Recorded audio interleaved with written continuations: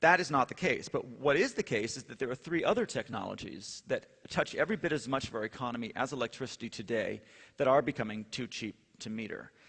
The first one is the obvious one, processing. This is Moore's law, basically. This is not Moore, this is Carver Mead. He was a professor of semiconductor studies at Caltech University, and he was the first person to really look at the economic corollary of Moore's law. Moore's law tells you that the number of transistors or the computational power of a chip will double every 2 years. What Carver Mead recognized is that meant that if the power of a chip for a certain price doubles every 2 years, then that means that for the same price you get, that means that the same amount of power halves in price every 2 years. In other words, the price of an atomic unit of computation, say the transistor, will fall in price by 50% every 2 years. And the consequence of that is that as something gets closer and closer to zero, that you have to change the way you treat it. And what he said is that you should waste it. You should waste transistors. Now this is very mysterious. People don't think about waste as being a good thing. And what Carver Mead was saying was, not only can you waste transistors, but you must. The economic imperative of something becoming too cheap to meter is that you must stop metering it. You must waste it. Because only by wasting it, only by treating it, changing your perception of it from a scarce commodity to an abundant commodity, can you discover what's different, what's truly possible. And his students just stared at him. How would you waste transistors? No idea. This guy, Alan Kay, I think, was the first person to really figure out how to waste transistors well. He was at Xerox PARC in the 1970s, and he looked at the computing paradigm of the day, and this was the era of the mainframe computer. And he realized that this was a computing model built entirely around scarcity, that mainframes were very expensive. And as a result, they were put behind glass walls in locked rooms and controlled by the IT guys. And the IT guys were very discriminating about what could run on the computer and what could not. And you needed to prove that your code was mission critical and relevant to business purposes, and that it wouldn't crash the computer, and that it was very efficient. And if you passed all those tests, they would take your cards through the slot in the window, and 2 days later they would give you your printout of error messages. It was a tough environment. What Alan Kay realized is that a good way to waste transistors would be to take computing away from the IT guys. And he did it with cartoons. He did it by wasting transistors on drawing pictures on the screen. And then that led to the graphic user interface. And what we did is we wasted transistors on making computers easier to use. And the reason we made computers easier to use is that that would put computers in the hands of people who might have new ideas on how to use them. In fact, it would put computers into the hands of all of us. So what we did is we wasted transistors on making computers ubiquitous. We democratized the technology by not treating the individual computing as an extremely rare and scarce commodity. Instead, we treated it as what it was, which was too cheap to meter. This picture is, I think, should be on the cubicle of every engineer in Silicon Valley. This is the world's first home computer. It's the I think it was the 1964 Neiman Marcus catalog. It was a Honeywell kitchen computer.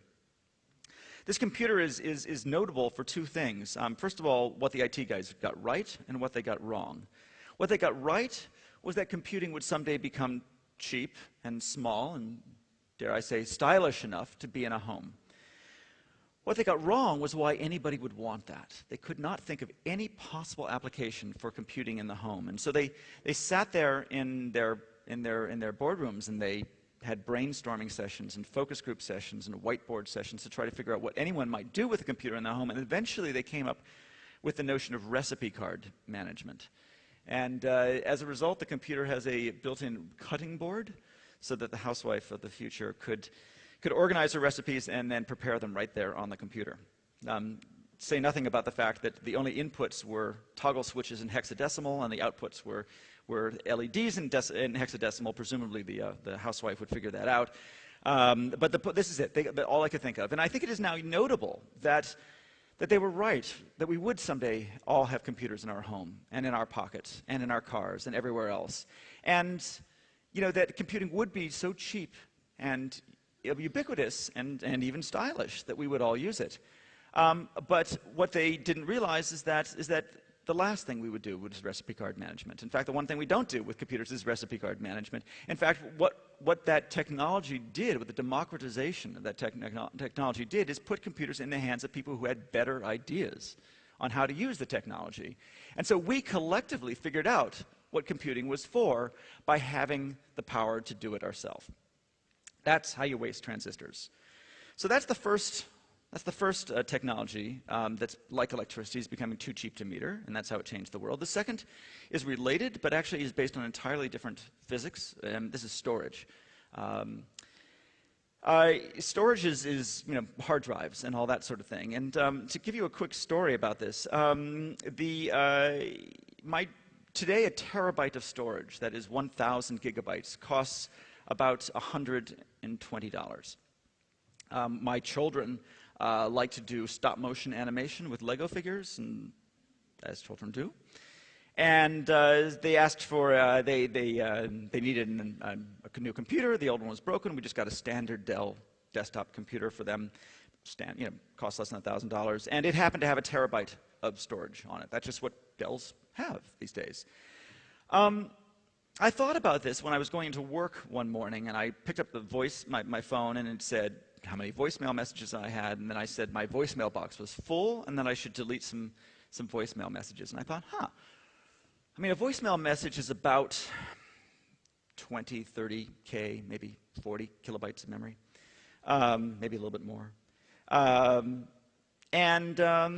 thought that every Monday, my whole staff is deleting voicemail messages. And I thought, gosh, I wonder how much storage my whole company has. So again, a terabyte, which costs $120, is 1,000 gigabytes. So I asked our IT guys, we had 500 gigabytes. So my children had twice as much storage as my entire company. How did that happen? It happened because somebody got stuck thinking that storage was expensive, when in fact it was becoming too cheap to meter. When we're deleting our voicemail messages, we're basically metering it. We are metering storage. We're treating it as if it were expensive. And we're wasting our time. That please delete these messages is basically treating your time as if it's abundant, and storage as if it's scarce, where in fact it's exactly the opposite. Our time is scarce and storage is abundant. And that's what happens when technologists, even technologists, get stuck in the wrong paradigm. They don't realize what's going on with the economics of technology. Today you can get infinite email storage for free online. Yahoo offers, if you go to Yahoo Mail right now, you can get infinite storage for free. That's the price of storage today, is $0 online. Google offers you pretty much all you can use also for free.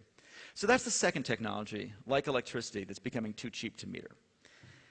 The third is bandwidth. Bandwidth uses yet another set of physics. It's not based on semiconductors, which is quantum mechanics. It's not based on mechanical operations like storage. It's based on photons. It's based on optics and glass. And here too, now it's too cheap to meter. Storage, processing falls in price by 50% every 2 years.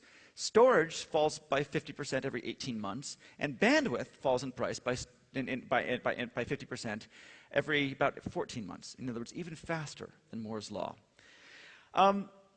If you think about the bandwidth, the broadcast, the kind of the new economy of the 20th century, was in fact an example of distribution that was too cheap to meter. When you put up a radio tower, you can reach 1 million people for the price of one. You can reach 10 million people for the price of one. It costs nothing, no extra money to reach additional people with broadcast. The signal goes out and reaches everybody. There's a cost, however, to that. And the cost is you can only do it with a very limited number of channels. You have abundant reach, but scarce variety.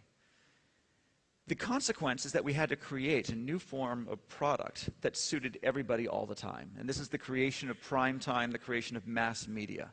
And so we ended up, this is an American example, forgive me, but I use it because it's a particularly a relevant example. This is a television show in America called Everybody Loves Raymond.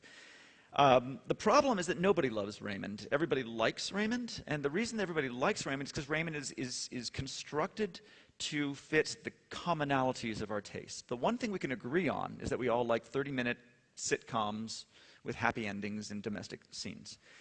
The things we disagree on are the things that we feel most strongly about. However, broadcast medium has no place for disagreements. It has no place for the divergence in our taste. It only has a place for the common denominator, the lowest common denominator. And so we end up with this. We end up with mass market mainstream television, which is not terrible, but is not exactly what any of us want. That's what happens when you have abundant distribution but scarce variety. However, the falling price in broadband, in digital broadband, meant that you could now have both. You could have not only distribution that was too cheap to meter, but also capacity, shelf space, variety that was too cheap to meter. In other words, you could give everybody what they want, when they want it, for almost no cost. And this was the creation of every 2 years. And the consequence of that is that as something gets closer and closer to zero, that you have to change the way you treat it. And what he said is that you should waste it. You should waste transistors. That the number of transistors or the computational power of a chip will double every 2 years. What Carver Mead recognized is that meant that if the power of a chip for a certain price doubles every 2 years, then that means that is not the case. But what is the case is that there are 3 other technologies that touch every bit as much of our economy as electricity today that are becoming too cheap to meter.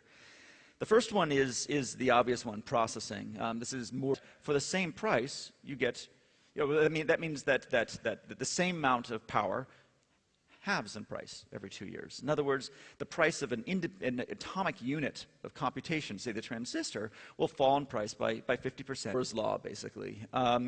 This is not Moore, this is Carver Mead. He was a professor of semiconductor studies at Caltech University, and he was the first person to really look at the economic corollary of Moore's law. Moore's law tells you